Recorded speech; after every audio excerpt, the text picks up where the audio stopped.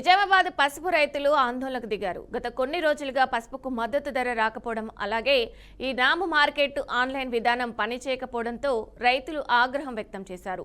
మార్కెట్లోని కార్యాలయ అద్దాలను ధ్వంసం చేసి మరీ నిరసన తెలియజేశారు. ఇక గత కొన్ని రోజులుగా నిజామాబాద్ వ్యవసాయ మార్కెట్లో కొనుగోలు నిలిచిపోయిందని, ఈయన ఆన్లైన్ విధానం పనిచేయకపోవడంతోనే మార్కెట్ మొత్తం పసుపుతో నిండిపోయిందని రైతులు ఆగ్రహం వ్యక్తం చేశారు.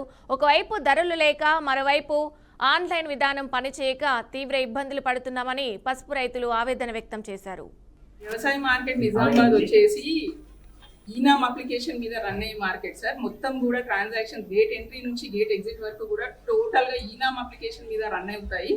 సో మనకి నిన్న మార్నింగ్ 1.2 అప్లికేషన్ క్లోజ్ చేశారు. 1.2.0లో కంటిన్యూ చేసుకోమని చెప్పడం జరిగింది. ఇక్కడ పీక్ సీజన్ ఉన్నందుకు మేము సీనియర్ అథారిటీస్ కి రిక్వెస్ట్ చేసి వాళ్ళు కూడా SFSC వాళ్ళకు రిక్వెస్ట్ చేశారు. రిక్వెస్ట్ చేస్తే వన్ వీక్ ఎక్స్టెన్షన్ ఇవ్వడం జరిగింది.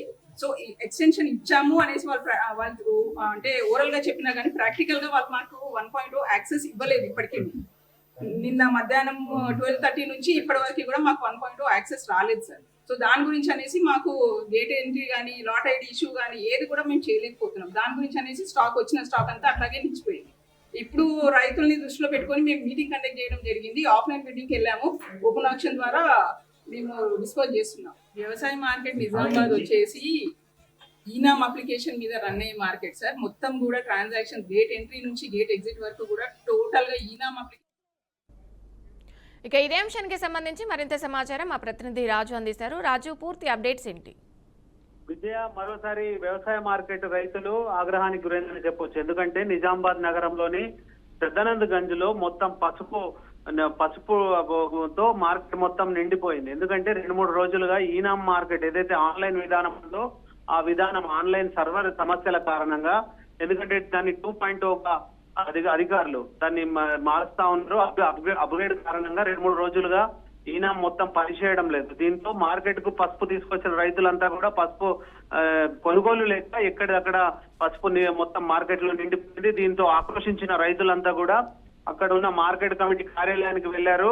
అక్కడ సరైన మార్కెట్ కమిటీలోకి రైతులందరూ వస్తున్నారని చెప్పి మార్కెట్ కమిటీకి సంబంధించిన డోర్లన్నీ క్లోజ్ చేయడంతో అక్కడ రైతులు అక్కడ ఉన్న అద్దాలన్నిటి కూడా ధ్వంసం చేయడం జరిగింది. ఒక్కసారిగా మార్కెట్ కార్యాలయానికి చూసుకువచ్చారు. వెంటనే పోలీసులు అయితే అప్రమత్తమయ్యారు, రైతుల్ని శాంతింపజేశారు.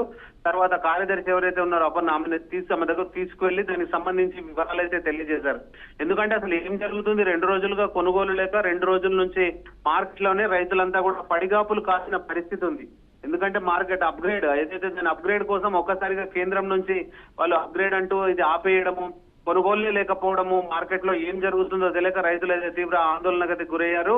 ఇటు ఒక పక్కకు రైతులకు ధరలు లేక పసుపు ఇప్పుడు ప్రస్తుతం 7 నుంచి 8 వేల రూపాయలే పలుకుతోంది. ఈ సమయంలో గత సంవత్సరం 14,000 15,000 క్వింటాల్ పలికిన పసుపు ఇప్పుడు 7-8 వేల రూపాయలు పలకడం. ఎందుకంటే మార్కెట్ తీసుకొచ్చిన తర్వాత అది మొత్తం ఇంకొంచెం ఇదైపోతుంది, డ్రై ఎక్కువవుతుంది. దాంతో దాన్ని వెయిట్ అనేది పడిపోతుంది. అంతేకాకుండా ఒక పక్క వర్షము మబ్బులు రావడము, సాయంత్రం పూట వర్షాలు పడడము, ఇదంతా చూస్తా ఉంటే రైతులు మానసికంగా వేదనకు గురయ్యారని చెప్పొచ్చు. దీంతో వాళ్ళంతా కూడా మార్కెట్ కమిటీ కార్యాలయానికి దూసుకుపోయారు. అక్కడ ఉన్న ఫర్నిచర్ అంతా ధ్వంసం చేశారు.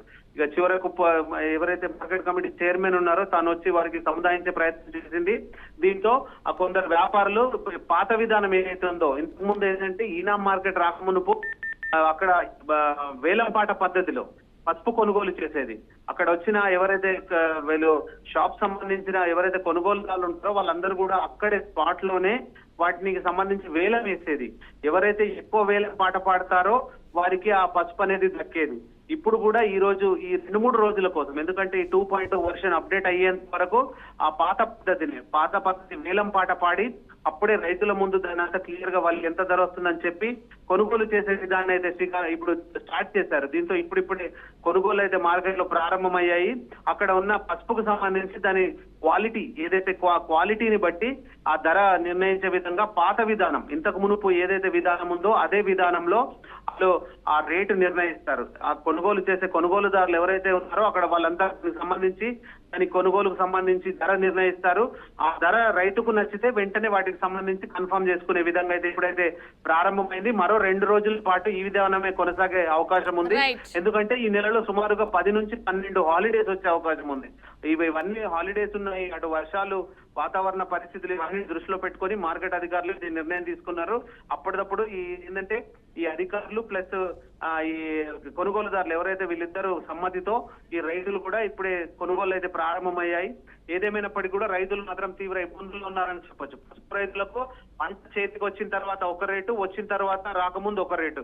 మార్కెట్ పసుపు రాకముందు సుమారు 15 నుంచి 18,000 రూపాయలు ధర పలికిన క్వింటాలకు ధర పలికిన పసుపు ఇప్పుడు మార్కెట్ కు పసుపు వచ్చేసరికి ఒకేసారి దాని రేటు డౌన్ అయిపోయి తీవ్ర ఇబ్బందులు పడుతున్నారు. ఇప్పుడు ఏదైతే నిజామాబాద్ లో అమ్ముతున్న పసుపు కూడా ఏదైతే ఉందో అదే సాంగ్లీ మార్కెట్ కు తీసుకువెళ్తే ధర ఎక్కువగా వస్తుందని రైతులు థ్యాంక్ యూ తెలియజేస్తున్నారు. రాజు.